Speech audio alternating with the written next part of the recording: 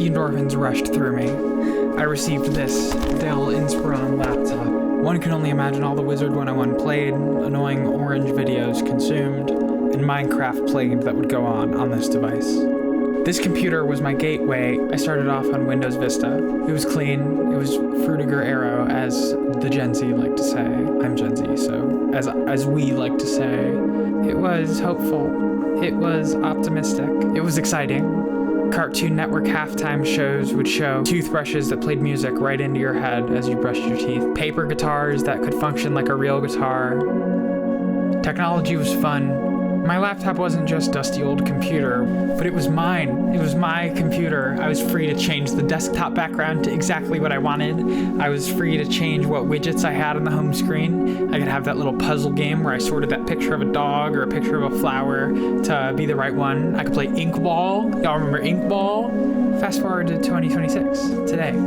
I got a Windows update and I tried declining, but it updated the next time that I started my computer and my sound broke and I had to troubleshoot my drivers. So why was this update applied without my consent and without my knowledge? I don't appreciate when big tech makes decisions on what I want for me. Damn, that's a lot of shit recorded for the exposition. I started using Linux. It felt like it was my computer again.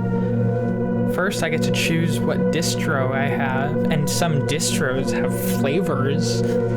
It's just so cute, you know? Windows doesn't have anything like that. It's Windows 10 Home or Professional. Like, shut the fuck up, you know? Shut up. Oh my god, I logged onto the Apple website the other day because, I don't know, you know what? Sue me. I just wanted to browse, be a consumer, whatever, they got me. The marketing language that they used, like, yeah, this shit is really good. Trust me, bro. Source, trust me, bro. It feels like demeaning, you know? It feels embarrassing and degrading that they're talking to consumers in such a dumbed down way. And don't get me wrong, like, I have an iPhone, you know? They got me. I'm not saying that I'm above anybody else. They got me. And I was just looking at Apple products the other day. Like, I'm not immune to their marketing message. They are great at marketing. One of the best marketing schemes ever. Like, when I was a kid, go to the Apple store, that was magic. It was amazing. It was the coolest thing ever.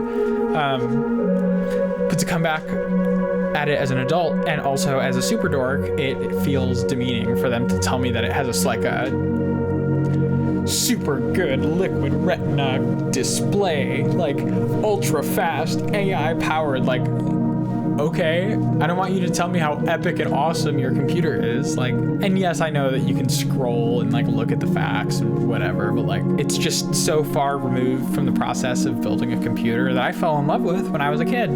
Having to choose each part based on what your use case was, based on what games you play, what software you use. So I'm installing Linux for the first time and I get to pick my distro. So I end up going with Ubuntu. I'm not exactly sure how to say it, but I wanted to revive some old hardware, my old gaming computer that I built when I was 12. Previously, running Windows 7, it took over an hour and a half just to boot to the desktop. I just wanted it to be like an office PC, just something that I could get away from my other computer and just do schoolwork on. And it worked great. It turned this slow dinosaur of a computer into something that actually felt good to use as an office PC. It was snappy, it was responsive, it just worked. It was easy for me to get my assignments done and get away from Microsoft by using LibreOffice and that whole suite. This software that was just as powerful as commercial software were just given to me for free and in an act of good faith. That's what put me onto Linux originally. It felt like it was a platform built with love and good intention rather than trying to grip me and squeeze every dollar and cent that they can out of me. There's no OneDrive that I have to subscribe to. There's nothing that I have to subscribe to. There's only what I want on it. And you can go as minimal as you want. You can get something like Ubuntu that like can do everything, but you know, it can browse the web. Like I even got Blender on there at one point, but it's meant to be just a lightweight operating system so you can get work done. And it worked great. It made me realize that old hardware that I thought was obsolete is not obsolete at all. It just depends on your use case. The second reason why I am using Linux in 2026 is the customization. I got to pick my distro. The ones that I tried so far are Pop! OS, CachyOS, Ubuntu, and Ubuntu. I've been using Pop! OS as my daily driver for over a year now. And the last reason I love Linux is the privacy. Right off the bat, when you install an operating system like Pop! OS by System 76, oh, chef's kiss of an operating system. I love it so much. I couldn't recommend it enough. There's a built-in feature to encrypt your disk with just upon the install. Nobody benefits from this. No Norton or an AVG or an Avast or a McAfee or whatever. There's nobody benefiting from a subscription. So I don't feel like the product. It just feels like somebody just had good faith and wanted to pack a lunch for me, you know?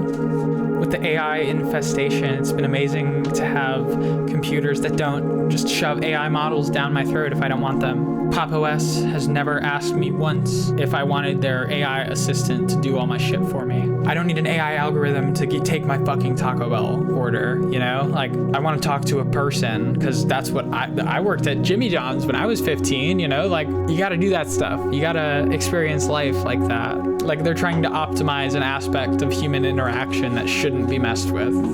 There's no bullshit thrown onto my computer that I don't want when I'm using an operating system like Pop! OS, Debian, Arch, Red Hat, Fedora, OpenSUSE, SUSE. I'm not sure how to say it, but you get the point. There's nothing thrown on there that I don't specifically want. There's no OneDrive thing that just I'm expected to save my files to. There's no Office suite that I'm expected to pay for.